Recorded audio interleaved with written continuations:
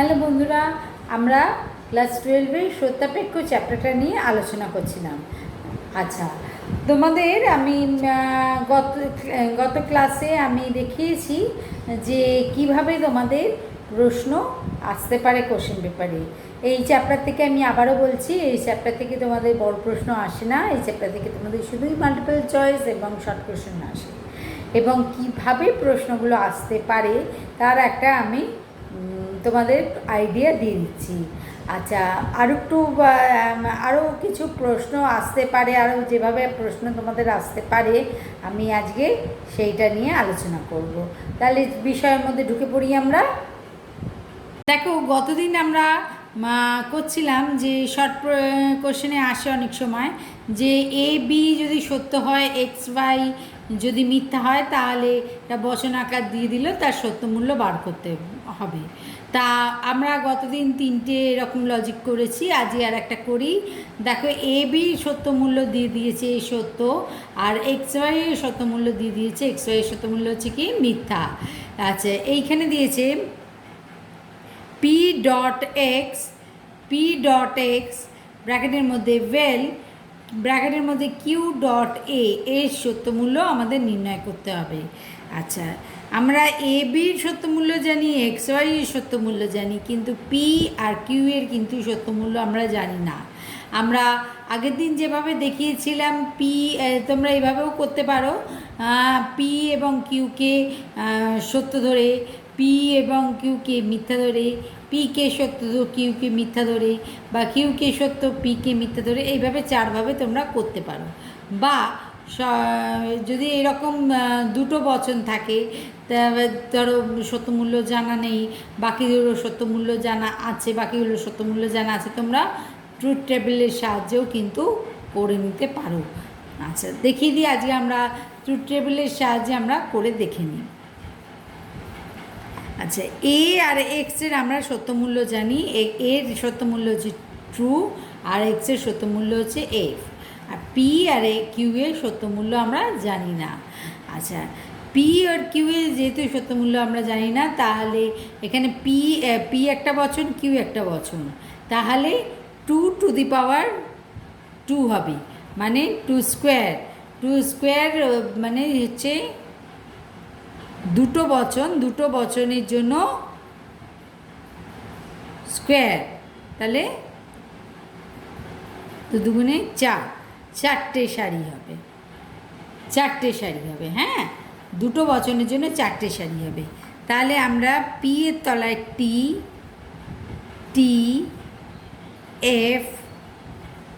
F আর Q এর তলায় আমরা টি এফ লিখে নিলাম। এর সত্যমূল্য আমরা জানি টি, এর তলায় আমরা 4বার টি লিখে নেব।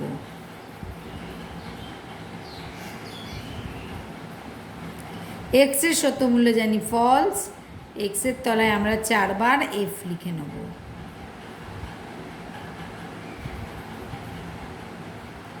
ঠিক আছে? আচ্ছা, এবার পি ডট এক্স, এই যে ফার্স্ট বচন আকারটা পি ডট এক্স, এইটার সত্যমূল্য বার করব। পি মানে এইটা দেখব, পি আর এক্স এর সত্যমূল্যটা দেখব। পি যেহেতু টি আর এক্স যেহেতু এফ, তাহলে ডটের ক্ষেত্রে কী হবে? এফ। পি ডট এক্স কী হবে? এফ। পি যেহেতু টি, এক্স যেহেতু এফ, ডটের ক্ষেত্রে পি ডট এক্সের ক্ষেত্রে ডটের ক্ষেত্রে কী হবে? এফ। পি এফ এক্সও এফ, তাহলে ডটের ক্ষেত্রে সত্যমূল্য কী হবে? এফ। পি এফ এক্সও এফ, ডটের ক্ষেত্রে সত্যমূল্য হবে এফ। ঠিক আছে? এবার আমরা কিউ ডটে, মানে এই সেকেন্ড যে বচনটা আছে সেইটার মান সত্যমূল্যটাকে বার করে নেব। কিউ মানে হচ্ছে এইটা, আর এ মানে এইটা, এই দুটো শাড়ি আমরা দেখব। কিউ টি, এও টি, তাহলে কিউ ডট এ কী হবে? টি। কিউ এফ এ টি, তাহলে কিউ ডট এ কী হবে? এফ।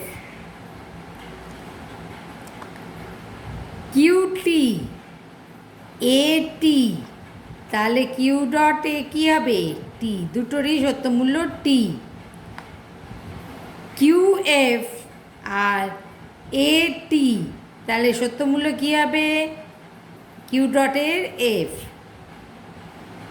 এইবার আমরা এই সম্পূর্ণ বচনটার সত্যমূল্য বার করবো, মানে পি ডট এক্স আর কিউ ডট এ, মানে মাঝখানে হচ্ছে ভ্যাল, মানে পি ডট এক্স ভ্যাল কিউ ডট এর সত্যমূল্যটা আমরা বার করবো, মানে এই সারিটা দেখব আর এই সারিটা দেখব। ঠিক আছে, পি ডট এক্স আছে এফ, কিউ ডট এ আছে টি, তাহলে ভ্যালের ক্ষেত্রে কী হবে টি। পি ডট এক্স আছে এফ, কিউ ডট এ আছে এফ, তাহলে ভ্যালের ক্ষেত্রে সত্যমূল্য কী হবে এফ। আচ্ছা, পি ডট এক্স আছে এফ আর কিউ ডট এ আছে টি, তাহলে ভ্যালের ক্ষেত্রে সত্যমূল্য কী হবে T. P dot X F, Q dot A F, তাহলে ভ্যালের ক্ষেত্রে সত্যমূল্য হবে এফ। তাহলে বচনটি কী হবে, বচন আকারটি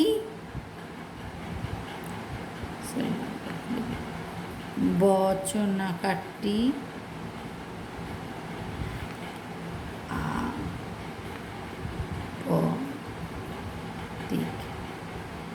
ঠিক আছে।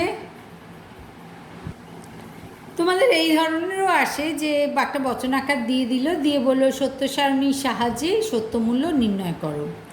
আচ্ছা, সত্য সারণীর সাহায্যে সত্যমূল্য নির্ণয় করো, এখানে কী দিয়েছে P dot curl P vel Q, মাঝখানে ডট, আবার ব্র্যাকেটের মধ্যে curl P vel curl Q. হ্যাঁ, আচ্ছা, পি কিউ দুটো তার মানে বচন আছে, পি কিউ লিখে নিলাম, তারপরে কার্ল পি আছে কার্ল কিউ আছে, তাহলে কার্ল পি কার্ল কিউ আগে সত্যমূল্য বার করব।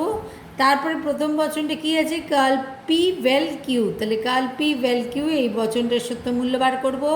তারপরে কি আছে থার্ড ব্র্যাকেটে P dot curl P vel Q ব্র্যাকেটের মধ্যে, তাহলে P dot curl P vel Q এর সত্যমূল্য বার করব। তারপরে কি আছে curl P vel curl Q এই বচনটার সত্যমূল্য বার করব। তারপরে লাস্টে আমরা যেগুলো এখানে ধরিনি আমি সেজন্য এদিকে নিচে করেছি, লাস্টে আমরা কি করব যে এই পুরো সম্পূর্ণ এই বচনটার সত্যমূল্য আমরা বার করব। দেখে নিই তাহলে, যেহেতু এখানে দুটো বচন আছে সেই জন্য চারটে সারি হবে। T T F F, P এর তলায় লিখে দিলাম, কি এর তলায় লিখব T F T F, curl P, P যেহেতু টি আছে কার্ল পি কী হবে এফ, পি যেহেতু T curl P F, P যেহেতু F curl P T, P যেহেতু F curl P T, Q যেহেতু টি কার্ল কিউ কী হবে এফ, কিউ যেহেতু এফ কার্ল কিউ কী হবে টি, কিউ যেহেতু টি কার্ল কিউ হবে এফ, আর কিউ যেহেতু এফ কার্ল কিউ কী হবে টি। এবার আমরা এইটার কাজ করব, curl P vel Q, curl P বলতে এই এই এই লাইন এই সারিটা, ভ্যাল কিউ তার মানে হচ্ছে এই সারিটা, কার্ল পি ভ্যাল কিউ। এইবার এইটা করব, কার্ল পিতে কী আছে কার্ল পিতে আছে ফলস, কার্ল পিতে আছে এফ আর কিউতে আছে টি, সেই জন্য কার্ল পি ভ্যাল কিউ কী হবে কার্ল পি ভ্যাল কিউ হবে টি। কার্ল পিতে এফ কিউতেও এফ, সেই জন্য আমাদের ভ্যালের সত্যমূল্য হবে এফ। কার্ল পিতে টি কিউতেও টি, সেই জন্য ভ্যালের সত্যমূল্য হবে টি। কার্ল পিতে টি আর ভ্যালে কিউতে এফ, সেই জন্য ভ্যালে সত্যমূল্য হবে টি। তারপরে আমরা করব পি ডট মানে P dot curl P well Q, এই বচনটা সত্যমূল্য বার করব। তার মানে এই শাড়ির পি আর কার্পি ওয়েল কিউ এই দুটো শাড়ি আমরা দেখব। পিতে কি আছে? টি। আর এইখানে কি আছে? কার্পি ওয়েল কিউতে কি আছে? টি। তাহলে ডটের ক্ষেত্রে কি হবে? সত্যমূল্য টি। পিতে আছে টি, কার্পি ওয়েল কিউতে আছে এফ, সেই জন্য ডটের ক্ষেত্রে সত্যমূল্য হবে এফ। পিতে আছে এফ আর কার্পি ওয়েল কিউতে আছে টি, সেই জন্যে এই সত্যমূল্য হবে এফ। পিতে আছে এফ আর কার্পি ওয়েল কিউতে আছে টি, ডটের ক্ষেত্রে সত্যমূল্য হবে এফ। তারপরে আমরা এই বচনটার সত্যমূল্য বার করব, মানে কার্পি ওয়েল কার্ল কিউ, এই বচনের সত্যমূল্য। তার জন্য আমরা কোন কোন শাড়ি দেখব? কার্পি আর কার্ল কিউ, এই দুটো শাড়ি আমরা দেখব। কার্পিতে এফ, কার্ল কিউতেও এফ, তাহলে ওয়েলে কী হবে? এফ হবে। কার্পিতে এফ, কার্ল কিউতে টি, তাহলে ওয়েলে কী হবে? টি।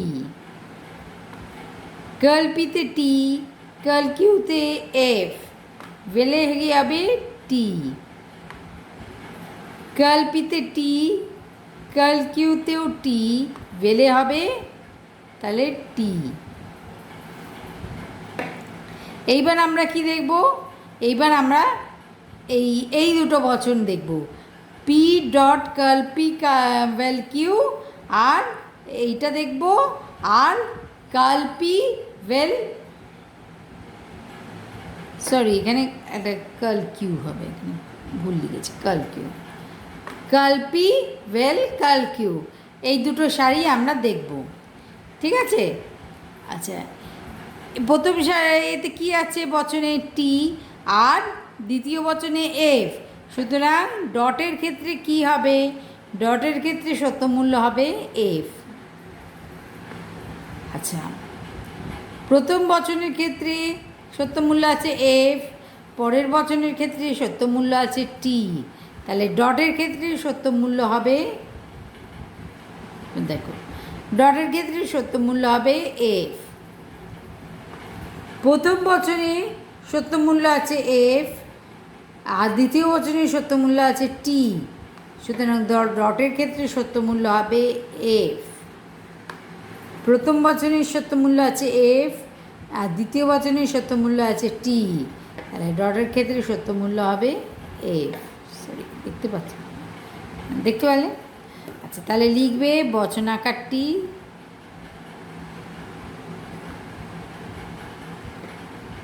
মিথ্যা বা শত মিথ্যা, ঠিক আছে? 2 নম্বরের শর্ট কোশ্চেনে তোমাদের কিছু কোশ্চেন মাধ্যমেও কিন্তু আসেও, মানে শুধু লজিক করতে দেয় তা নয়, কোশ্চেনও কিছু করে। যেমন শত মিথ্যা বচনাকার কীরূপ? উত্তর লিখবে, যে বচনাকারে মিথ্যা ছাড়া সত্য নিবেশন দৃষ্টান্ত হতে পারে না তাকে শতমিথ্যা বচনাকার বলা হয়। একটা উদাহরণ দিয়ে দেবে, যেমন পি ডট কার্ল পি হলো শতমিথ্যা বচনাকার, ঠিক আছে? ফলস্তম্ভ কাকে বলে? ফলস্তম্ভ হচ্ছে সত্য সারণী, যে স্তম্ভে নির্দেশক স্তম্ভের সত্যমূল্য নির্ণয় করা হয় তা হলো ফলস্তম্ভ। আপতিক বচনাকার কীরূপ? যে বচনাকারে প্রধান স্তম্ভের প্রতিস্থাপন দৃষ্টান্তগুলি সত্য মিথ্যা মিশ্রিত তা হলো আপতিক বচনাকার। স্বতঃসত্য বাক্য কাকে বলে? যে বচনাকারে প্রধান স্তম্ভের সকল প্রতিস্থাপন দৃষ্টান্তই সত্য তাকে স্বতঃসত্য বচনাকার বলা হয়। যেমন পি ওয়েল কার্ল পি।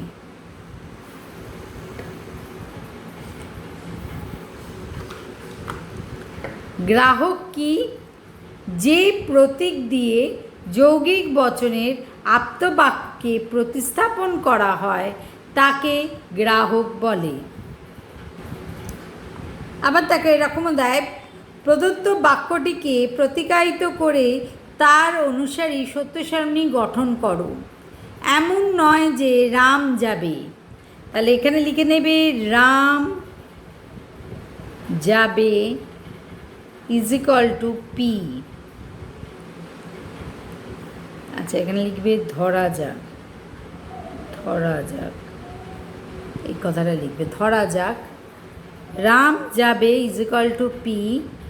এমন নয় যে রাম যাবে মানে কার্ল পি, ঠিক আছে? তার মানে সত্য সারণীর সাহায্যে গঠন করতে হবে, তাহলে পি কার্ল পি। এটা এখানে এরকম লিখে নিতে পারো, এমন নয় যে রাম যাবে is equal to curl P, এটা লিখে নেবে। দেখো দেখতে পাচ্ছ কিনা, দেখতে পাচ্ছ? তারপরে সত্য সারণী গঠন করতে বলেছে পি দিয়ে কার্ল পি। পি মানে একটাই বচন আছে, মানে টি দুটো সারি হবে, টি এফ। আচ্ছা, কার্ল পি যেহেতু টি, সেই জন্য পি যেহেতু টি, কার্ল পি কী হবে এফ। পি যেহেতু এফ, কার্ল পি কী হবে টি, ঠিক আছে? আচ্ছা, এই বচনাকারটি কিন্তু হচ্ছে আপত্তিক, ঠিক আছে?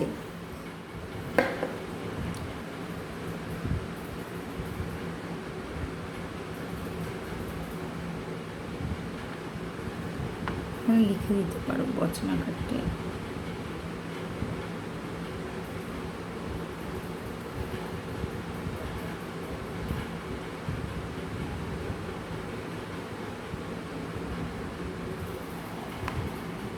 আচ্ছা, নিবেশন দৃষ্টান্ত কাকে বলে বলে লিখবে, একটি বচনাকার থেকে প্রাপ্ত এক বা একাধিক বচনকে বলা হয় ওই আকারের নিবেশন দৃষ্টান্ত। যেমন পি এই আণবিক বচনাকার থেকে রাম হয় মরণশীল, শ্যাম হয় মেধাবী ইত্যাদি বচন পাওয়া যেতে পারে, ঠিক আছে? আচ্ছা, সত্য সারণীর সাহায্যে এরকম হর্ষ ধ্রুবকের সংজ্ঞা দাও। এখানে হর্ষ ধ্রুবকের সংজ্ঞা দাও বলেছি, ভেল ধ্রুবকের সংজ্ঞা দাও এটাও দিতে পারে, বা ডট ধ্রুবকের সংজ্ঞা দাও এটাও দিতে পারে। তোমরা কিভাবে লিখবে আমি এই হর্ষ দিয়ে উদাহরণ দিয়ে দেখিয়েছি, তোমরা কিভাবে লিখবে ঠিক অন্যান্য ক্ষেত্রেও কিন্তু তোমরা ঠিক সেইভাবেই কিন্তু লিখবে, ঠিক আছে? দেখে নাও কীভাবে করবে। পি দি curl P, P implies curl P, ঠিক আছে? পি মানে টি এফ, কার্ল পি মানে F T. P implies curl P কী হবে, প্রথমে এটা টি আর প্রথমে এটা পি যেহেতু টি, কার্ল পি যেহেতু এফ, সেই জন্য পি ইমপ্লাইজ কার্ল পি হবে এফ, আর এটা পি এফ আর কার্ল পি টি, আর এখানে তোমরা পি ইমপ্লাইজ কার্ল পি হবে টি। যে ধ্রুবকের দ্বারা গঠিত বচনাকারে পূর্বক সত্য এবং অনুগ মিথ্যা হলে সমগ্র বচনাকারটি মিথ্যা হয়। এছাড়া বাকি সব ক্ষেত্রে সত্য, সেই ধ্রুবক হলো ইমপ্লাইজ চিহ্ন দিয়ে লিখে দেবে ব্র্যাকেটে হর্ষ, ঠিক আছে?